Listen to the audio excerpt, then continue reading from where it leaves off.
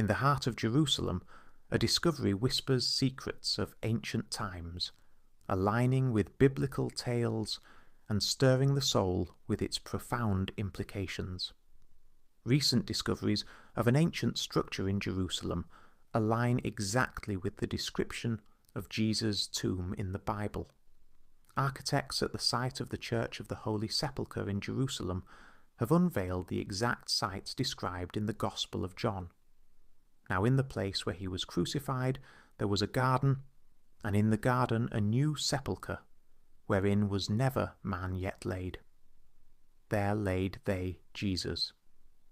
The existence of olive trees and grapevines was confirmed through archaeobotanical and pollen analysis conducted on samples extracted from beneath the ancient basilica's floor.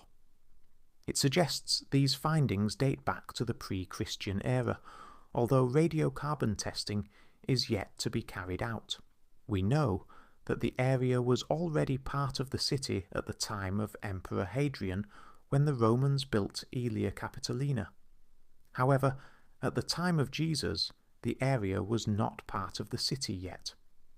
Christian tradition maintains that the Church of the Holy Sepulchre marks the location of Jesus' crucifixion, known as Calvary or Golgotha, and his nearby tomb, which today is crowned by an edicule erected in 1810.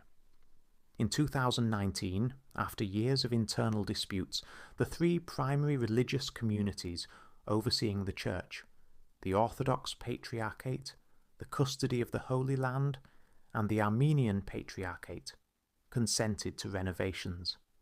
These included replacing the building's floor, predominantly from the 19th century, marking the first significant restoration effort in the basilica since a fire in 1808. The archaeological dig was granted a permit by the Israel Antiquities Authority, a legal requirement for any excavation within the country.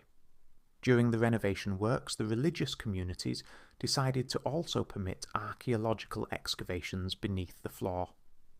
It's just the Easter seasons.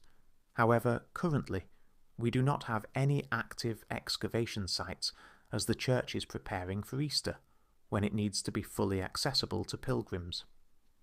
Due to the site's sensitive nature and logistical requirements, they have had to proceed with utmost caution. From that period, Constantine selected the one that had been venerated as the tomb where Jesus was buried, and he excavated around it in the area that corresponds to the current rotunda, isolating it from the other burials.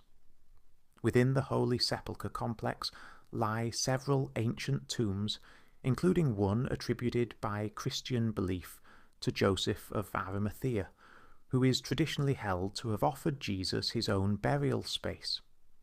The research team came across multiple objects presumed to date back to the 4th century. Delving under the present structure, the team reported that, under the current edicule, we found a circular basis that is part of the first monumentalization of the tomb made out of marble. It is interesting because the most ancient depictions of the edicule, which date back to the 5th and 6th centuries, describe it as circular. We therefore believe that this circular basis was part of the original structure built by Constantine. Future analysis of the artifact, spanning approximately 6 meters, nearly 20 feet, across, could provide scholars with additional clues about the storied past of this revered edifice. We are conducting geological analysis to verify the origin of the marble, and we are also testing the mortar, said the team. Both tests can provide us with crucial information.